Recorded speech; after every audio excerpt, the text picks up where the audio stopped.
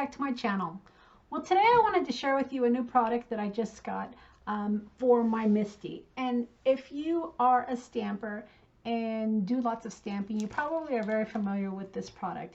This is a stamp platform, and I know that there are a couple different types of stamp platforms out there, but this is the regular size Misty. And within the Misty, you get some grid sheets, but I ran out of grid sheets, so I just kind of pulled some grid sheets from my stack, and as you can see, it gets dirty really quickly. So I wanted to be able to come up with a solution where I didn't necessarily have to continually add grid sheets to my stamp platform, but I also wanted to come up with a solution to try to replace these magnets. Now, originally I thought I might get the bar magnets, and you might have seen that several people do use those, but I wanted to see if I had even another solution other than magnets. So when I asked around, I wanted to get some advice from other stampers. Some people had recommended the sticky grid sheets, so I thought I would give them a try. Now, the thing about the sticky grid sheets is you have to obviously stick them on something. People use these for die cutting machines. You can stick them on your plates, and then that way you can line up your dies as well. But you can also stick them onto this mouse pad insert. And this is a mouse pad insert specifically by My Sweet Petunia. Now, My Sweet Petunia is the company that did invent the Misty, so they have made this to fit perfectly within your stamp platform. And if you wanted to just kind of leave it like this, you could stamp on it, and because it does have like a plastic cover on it, you can easily clean it off. But I wanted to go a step further. I wanted to be able to replace my magnets, as I discussed with you. So that's where these sticky grid sheets came into play. All right, so when I open these up, you're going to have stickiness on two sides. You'll have it on the front side, and then you'll also have it on the back side. And what you want to do is to add your sheet to this. And then that way, when you go to add your cardstock, you'll have a sticky surface. So let's go ahead and see if we can add this here.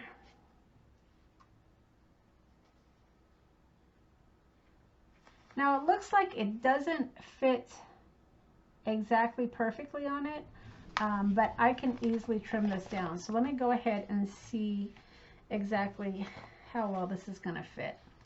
So I'm going to go ahead, I like to use my corners, so I want to make sure that it's lined up to the bottom of my platform, so that way when I do line up my stamps, I'll have it to be able to line up on the bottom portion.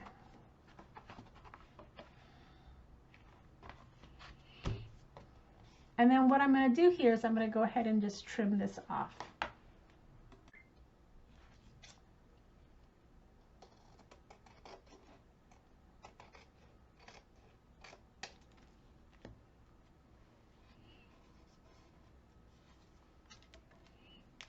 Okay, and then once I have it trimmed off, then I can easily pull off the top portion. And this is where you're going to have some stickiness. So I'm going to go ahead and put this back into my Misty platform, and then we're going to give it a try. So the idea around this is to be able to take your cardstock and have it stick to your platform. And this will help you to avoid having to use magnets, because your paper, for the most part, should not move, right? That's the idea around it.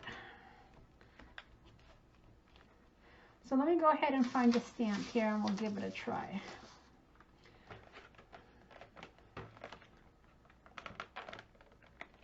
So with Easter coming, I thought it might be fun to do a couple of Easter cards to test this out. Now this is another way that I store my stamps. I use these plastic containers to store some of my stamps, and it works really great for me. They can line up, they're stackable, so you can line them up and you can file them within your shelves, either horizontal or just lay them flat. So I'm going to go ahead and just grab one of these here, and we're going to give it a try.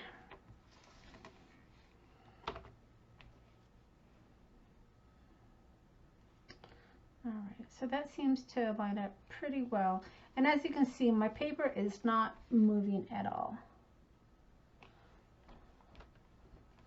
Now, one thing I did notice, and I want to show you here, is that it is a little bit thicker now that I have the mouse pad in here.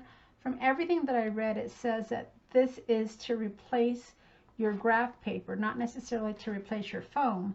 So I want to just kind of test it here to see how it would be without the foam. And honestly, I think if you are using deep rubber stamps, you probably would be able to get away with removing your foam.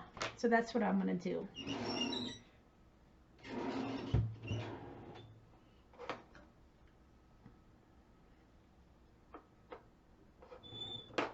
And then I'm going to go ahead and just get some pine hybrid ink from scrapbook.com to stamp down my sentiment.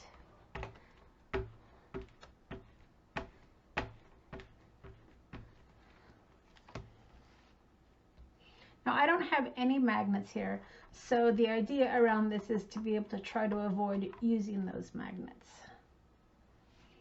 And I got a pretty good impression the first time around.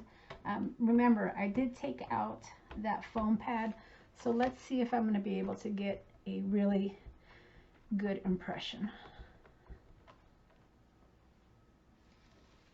And it looks like I did. Let me go ahead and lift this up. So again, this is stuck to my pad, so I'm just going to kind of bend this a little bit to grab my corner and pull this off. And then here is my sentiment, and I got a pretty good sentiment. I'm actually pretty pleased with this. I think it is a good solution to be able to not have to use those magnets anymore, but I probably will still invest in the rectangular magnets just to have them in my craft supply. But overall, I think the stickiness is perfect. It seems to work really well. The only thing I would be concerned about, if I do have an oversized stamp that goes onto my actual sticky grid, and how that might affect the stickiness of my pad. But that's going to be for another day.